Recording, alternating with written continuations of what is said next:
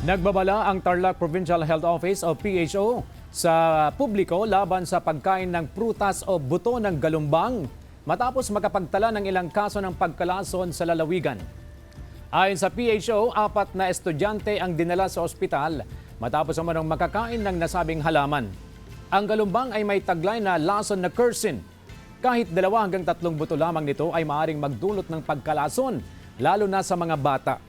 Kabilang sa mga posibleng sintomas ang pagsusuka, pagdudumi, matinding pananakit ng tiyan, dehydration at posibleng pinsala sa atay.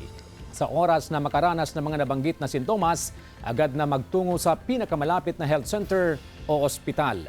Patuloy na nakikipag-ugnayan ang mga otoridad sa mga paaralan at lokal na pamahalaan upang maiwasan ang kahalintulad na insidente.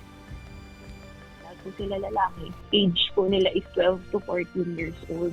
Ang kwento po ng mga bata, mag-harvest daw po sila ng galumbang nung February 5 sa vacant lot malapit po sa bahay nila. Yung isa po, outpatient lang naman po. Pero ano naman na po sila ngayon, discharged na po sila.